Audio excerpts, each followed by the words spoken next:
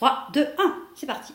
Bonjour à tous, c'est Claire de Penducho Formation, c'est ma première vidéo et aujourd'hui je vous peux parler de quelque chose qui est très important pour moi, c'est la confiance en soi quand on apprend une nouvelle langue. Voilà, donc on a deux cas de figure. On a les gens qui n'ont aucun problème de confiance en soi, qui sont tout à fait OK pour faire des erreurs, pour parler en public, ils n'ont aucun problème là-dessus. Par contre, on a une catégorie différente de personnes qui, eux, ont des blocages, qui, eux, on leur a toujours dit qu'ils étaient nuls à l'école, on leur a inculqué des croyances fausses, de toute façon, et se sont construits des peurs par rapport à ça.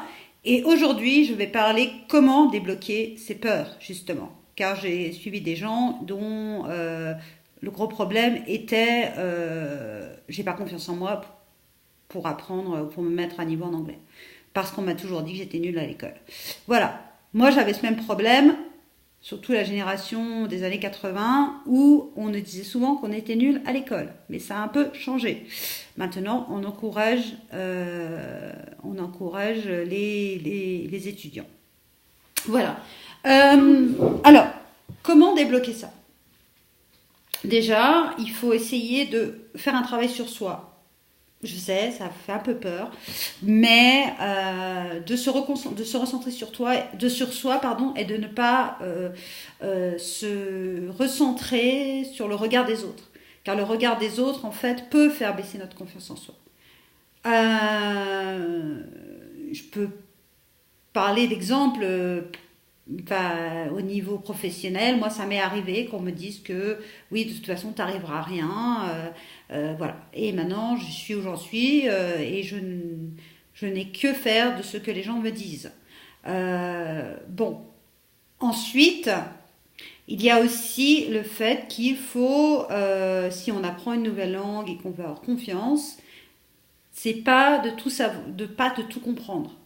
Souvent, on me dit, mais madame, moi je regarde une série et je comprends pas tout. Ce n'est pas grave. Si vous comprendrez le sens d'une phrase, le sens du thème, vous avez déjà acquis pas mal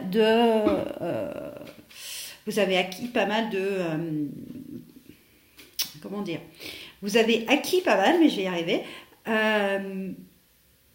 de progrès. Car au début, peut-être vous allez en comprendre un petit peu, après vous allez en comprendre un peu plus, après vous allez en comprendre un peu plus. De toute façon, ce qui marche beaucoup quand on apprend une nouvelle langue et qu'on veut prendre confiance, c'est de le faire 5 à 10 minutes par jour. C'est comme l'apprentissage d'un sport, c'est comme l'apprentissage d'un instrument de musique, c'est le faire de plus en plus. Au début, par exemple, quand on ne sait pas courir, on ne sait pas nager, on va apprendre à nager, après on va nager 2 minutes, après on va nager 5 minutes, on va nager 10 minutes, etc., etc., etc. Donc voilà, aussi, il faut essayer, donc bien sûr, de partir un peu à l'étranger parce que c'est important aussi, et d'essayer, même si on ne comprend pas tout, d'essayer de se débrouiller. Il y a beaucoup de mots, par exemple en anglais, qui sont similaires au français, par exemple. Donc ça peut vous aider.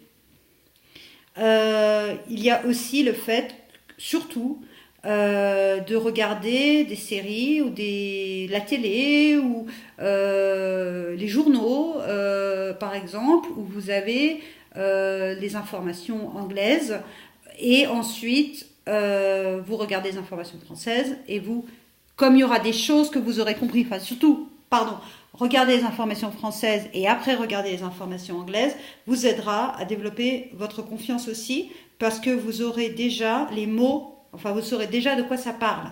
Donc ça pourra vous aider. Après, c'est difficile, je sais, au début, ça va vous faire mal à la tête. Faites-en de petit à petit. N'essayez pas de faire 2 heures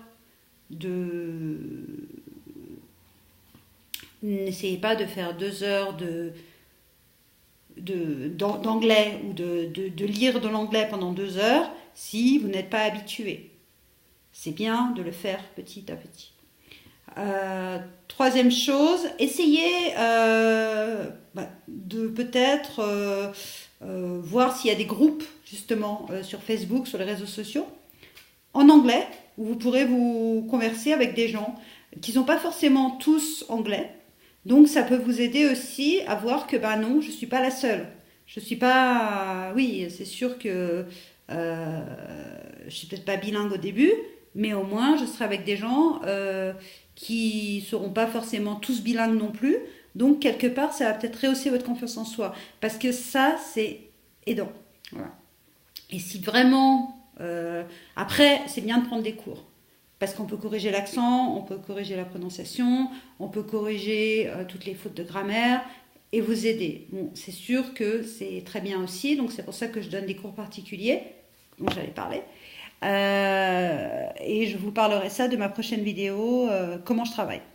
Voilà, merci beaucoup et à une prochaine fois. Au revoir.